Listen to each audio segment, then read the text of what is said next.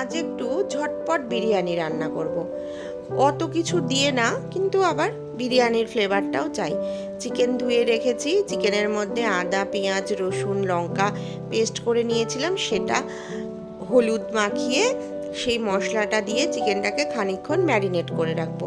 এর মধ্যে কিন্তু নুন দেব না, নুন দিলে জলটা ছেড়ে যাবে, আর তেলও দেব না। টক দই চাইলে এর মধ্যে দেওয়া যেতে পারে, গোলমরিচের গুঁড়ো দেওয়া যেতে পারে, টমেটো পেস্ট দেওয়া যেতে পারে। আমার কাছে এগুলো ছিল, কিন্তু আমি দিইনি, কারণ টক জিনিসটা আমার অতটা ভালো লাগে না। সেই কারণে আমি টক দই আর টমেটোটা স্কিপ করে গেছি। এবার এখানে আমি আলু লাল করে ভেজে রেখেছি পেঁয়াজের বেরেস্তা আর কিছু কুচনো পেঁয়াজ আর রসুন।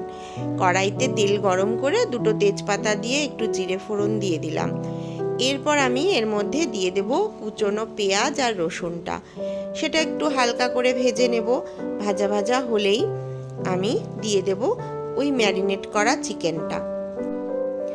কখনো কখনো হঠাৎ হঠাৎ ইচ্ছে করে একটু রেস্টুরেন্ট টাইপের খাবার দাবারগুলো খেতে, কিন্তু সব সময় তো রেস্টুরেন্টের খাবার খেলে পেটে সহ্য হবে না। সেই কারণেই একটু ঘরে চটজলদি বানিয়ে নেওয়া। দেখো, আমি চিকেনটাকে কষিয়ে নিচ্ছি। আমি এর মধ্যে কোনো রকম জল দেব না, চিকেন থেকেই জল বেরোবে। আর এর মধ্যে ভাজা আলুটাও দিয়ে দেবো, যাতে আলুটাও সেদ্ধ হয়। আলুটা বিরিয়ানিতে আলাদাভাবে দেওয়া যায়, আমি এখানটায় চিকেনের মধ্যেই দিয়ে দিয়েছি, যাতে মশলার ফ্লেভারটা আলুর ভেতরেও যায়। এবার আমি নুন দিয়ে ঢাকা দিয়ে চিকেনটাকে কম আঁচে করে ভালো করে কষিয়ে নেব। চিকেন খুব তাড়াতাড়ি সেদ্ধ হয়ে যায়, তাই অত চিন্তার কোনো কারণ নেই। ব্যাস, আমার কষা কষা চিকেন কিন্তু রেডি। এই চিকেনটা কিন্তু রুটির সাথে, পরোটার সাথে খেতেও ভীষণ ভালো লাগে। তখন অবশ্য অল্প একটু জল দিতে হবে। এদিকে আমি রেডি করে নিচ্ছি বিরিয়ানির ভাতটা। গোটা গরম মশলা আর নুন দিয়ে দিয়েছি। নুনটা কিন্তু অবশ্যই দিতে হবে, তা না হলে ভাতের টেস্টটা কিন্তু আসবে না। বাসমতি চাল আমি ধুয়ে ভিজিয়ে রেখেছিলাম, সেটা দিয়ে দিলাম। ভাতটা পুরোটা দেখবো না, একটু শক্ত দেখে নামাবো, যাতে স্টিমে দেওয়ার পরে একদম ঝরঝরে হয়ে যায়। একটু ফাঁকিবাজি বিরিয়ানি এটা আমার।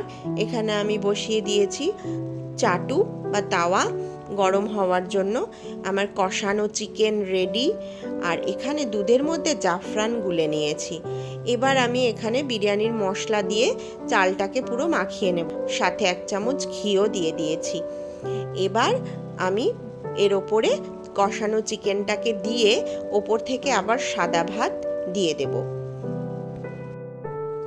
যারা বিরিয়ানি খেতে ভালোবাসে তাদের জন্য কিন্তু এই রকম ঝটপট রেসিপি বিরিয়ানি তোমরা করে দিতেই পারো। এবার আমি এখানে কেশর ভেজানো দুধটা দিয়ে দিলাম।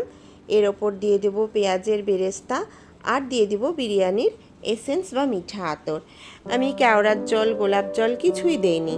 দেওয়া যেতেই পারে, আমিও ভেবেছিলাম দেব, পরে ভাবলাম না থাক, এমনি কোনো অসুবিধা নেই, এটাও খেতে ভীষণ টেস্ট হয়। এইভাবে আমি দমে বসিয়ে রেখেছিলাম 40 মিনিট। মাঝে মধ্যে চাপাটাকে ধরে ভালো করে পুরো প্যানটাকে নাড়িয়ে নিচ্ছিলাম ঢাকা দিয়ে দিয়ে, যাতে ওপর নিচে লেগে না যায়। ব্যাস, দেখো আমার ঝরঝরে বিরিয়ানি কিন্তু রেডি। গোটা ঘর গন্ধে ভরে গেছে, শুধু অপেক্ষায় আছি কখন প্লেটটার ওপর হামলে পড়া।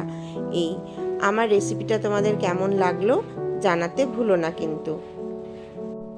রান্নাগুলো ভালো লাগলে একটা লাইক, একটা কমেন্ট আর একটা শেয়ার, এইটুকু কি পেতে পারি? থ্যাংক ইউ আমার সঙ্গে থাকার জন্য, পুরো রেসিপিটা দেখার জন্য।